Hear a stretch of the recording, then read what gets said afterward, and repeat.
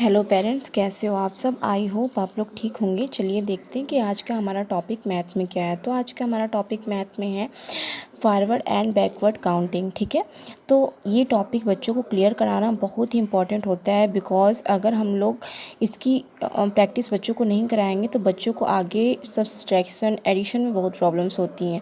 ठीक है, तो हम लोग बच्चों को 1 to 10 या 1 to 100 तो लिखाना ईज़िली तरीके से बता देते हैं। बच्चे सीख भी जाते हैं हमारे डेली प्रैक्टिस करके, बट उन्हें जो है फॉरवर्ड काउंटिंग करने में बहुत आसानी होती है। बट अगर उन्हें बैकवर्ड काउंटिंग सिखाइए तो उन्हें बहुत ज़्यादा प्रॉब्लम्स आती है। रिवर्स काउंटिंग करने में उन्हें बहुत सारी प्रॉब्लम्स आती है। तो प्लीज़ उसकी जितनी भी हो सके आप प्रैक्टिस करा लीजिए, बिकॉज़ क्योंकि फॉरवर्ड काउंटिंग जो एडिशन के लिए इम्पॉर्टेंट होती है जितनी, वैसे बैकवर्ड काउंटिंग सब्सट्रैक्शन के लिए इम्पॉर्टेंट होती है। ठीक है, तो ये टॉपिक बच्चों को क्लियर करना बहुत ही इम्पॉर्टेंट है।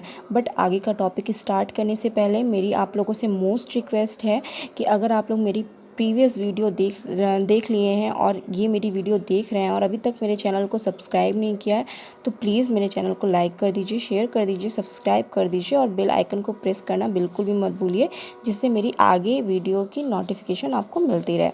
चलिए स्टार्ट करते हैं। देखिए, ये जो 1 to 10 है आपका, ये तो बच्चे ईजिली लिख लेते हैं, जैसे 1 2 3 4 5 6 7 8 9 10। ठीक है, तो इस सीरियल वाइज तो बच्चे ईजिली सीख जाते हैं। बट अगर उनको रिवर्स काउंटिंग करवाएंगे, बैकवर्ड काउंटिंग करवाएंगे तो उनको प्रॉब्लम होती है, जैसे 10 9 8 7 6 5 4 3 2 1। ठीक है, तो इस तरीके से आप बच्चों को रिवर्स काउंटिंग ज़रूर करवाइए, क्योंकि बहुत इंपॉर्टेंट होता है ये अरे सब्सट्रैक्शन में। बहुत सारे लोग कहते हैं कि रिवर्स काउंटिंग कराने की क्या ज़रूरत है, बच्चों को तो 1 to 10 आ रहा है। ये ऐसा कुछ नहीं होता है। देखिए, हर एक टॉपिक मैथ में जितने भी टॉपिक हैं वो सारे के सारे टॉपिक बहुत ही इंपॉर्टेंट होते हैं बच्चों का। देखिए, बच्चों को अभी से अगर आप बेसिक चीज़ें पढ़ाएंगे, बेसिक चीज़ें क्लियर करवाएंगे, मैथ में बेसिक टॉपिक क्लियर करवाएंगे, तो बच्चों को आगे कोई प्रॉब्लम नहीं होगी। बट अगर ये टॉपिक आप क्लियर नहीं करवाएंगे तो बच्चों को, देख लीजिएगा, आपको जो है सब्ट्रैक्शन में बहुत प्रॉब्लम होगी, सब्ट्रैक्शन विद बैरोंग में बहुत प्रॉब्लम होगी। तो इस वजह से आप जो है बैकवर्ड काउंटिंग बच्चों को ईज़िली तरीके से बता दीजिए।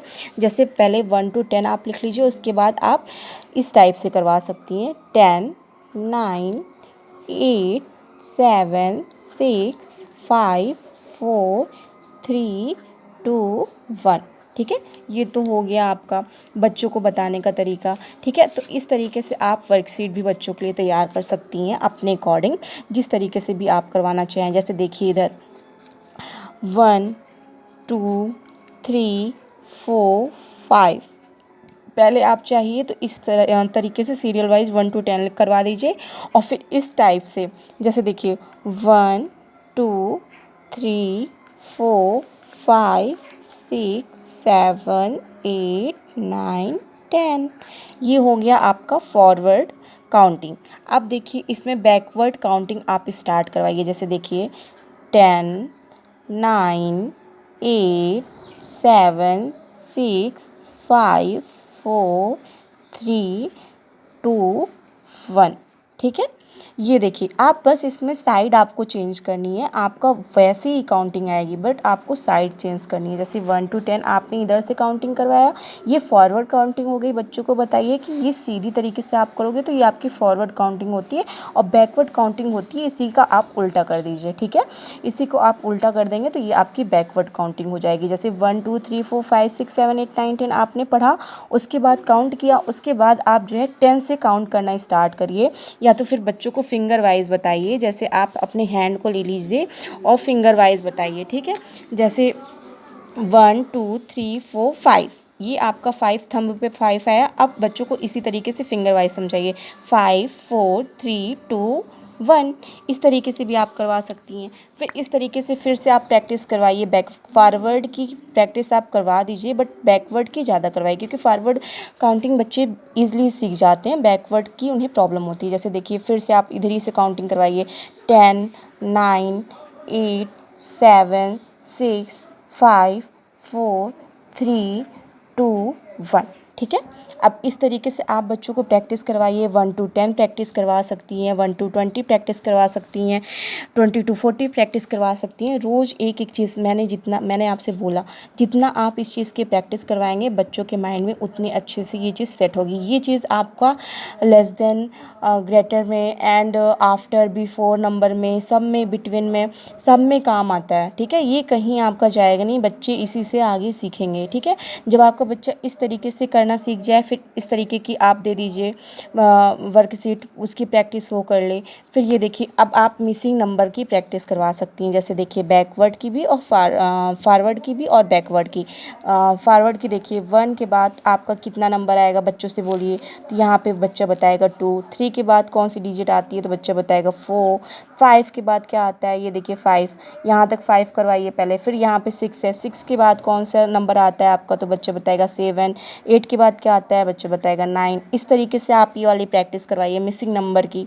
ठीक है, जब मिसिंग नंबर की बच्चा प्रैक्टिस कर ले, तो इस तरीके से आप 11 to 20 की भी प्रैक्टिस करवा सकती हैं। ठीक है, पहले ये देखिए, ये आपका ऊपर जो है ये आपका फॉरवर्ड काउंटिंग का है। जैसे देखिए, 11 के बाद कितना आता है, 12। 13 के बाद 14। 15 के बाद 16। 17 के बाद 18। 19 के बाद 20। ओके, अब देखिए आप यहाँ पे, अब ये देखिए, ये तो आपकी फॉरवर्ड काउंटिंग हो गई थी, ये आपकी बैकवर्ड काउंटिंग है। तो 12 के पहले क्या आता है आपका, 11। फिर 14 के पहले 13। फिर 16 के पहले आपका 15। फिर 18 के पहले आपका जो है 17। और 20 के पहले आपका 19। ठीक है, इसी तरीके से आप इस तरीके से भी बच्चों को वर्कशीट तैयार कर सकती हैं। जैसे 21 के बाद 22। ठीक है, ये आपकी फॉरवर्ड काउंटिंग हो गई। 23 के बाद 24। ठीक है, 25 के बाद 26। इस तरीके से आप वर्क, ये आपकी फॉरवर्ड काउंटिंग। अब ये आपकी बैकवर्ड काउंटिंग, 30 के पहले 29। ओके, इस तरीके से आप बच्चों को वर्कशीट तैयार करवा दीजिए। ये आपके ऊपर डिपेंड करता है कि आप अपने बच्चे को किस तरीके से पढ़ाना चाहती हैं, किस तरीके से रिवर्स काउंटिंग कराना चाहती हैं। ठीक है, इससे बच्चे को बहुत आसानी होती है मैथ के क्वेश्चन सॉल्व करने में। ठीक है, और इस तरीके से भी आप बच्चों को बुक में प्रैक्टिस करवा सकती हैं। ये देखिए 51 to 100 की। ठीक है, इस तरीके से आप करवा सकती हैं। ये फॉरवर्ड काउंटिंग हो गई है। मैथ की बुक में बहुत ही दिया रहता है, आप चाहें तो जिस भी तरीके से आप करवाना चाहती हैं उस तरीके से प्रैक्टिस करवा दीजिए। ठीक है, ये देखिए, बिटवीन है, कम, जस्ट, बिफोर है। ठीक है, बट इकट्ठा टॉपिक बच्चों को ना दीजिए, एक एक करके दीजिए। आप इजी तरीके से आप सिखा सकती हैं। कॉपी में आप अपने तरीके से एक्सरसाइजेस तैयार कर सकती हैं, अपने अकॉर्डिंग बच्चे को समझा सकती हैं। ये बहुत इंपॉर्टेंट होता है। मैं आप लोगों से रिक्वेस्ट करूँगी कि ये टॉपिक बच्चे को बहुत अच्छे से समझाइए। ठीक है, आज के लिए इतना ही। मिलते हैं नेक्स्ट वीडियो में एक नए टॉपिक के साथ। अगर आप लोग को ये वीडियो अच्छी लगी हो तो प्लीज़ मेरे चैनल को लाइक करिए, शेयर करिए एंड सब्सक्राइब करिए। तब तक के लिए ऑलवेज बी हैप्पी।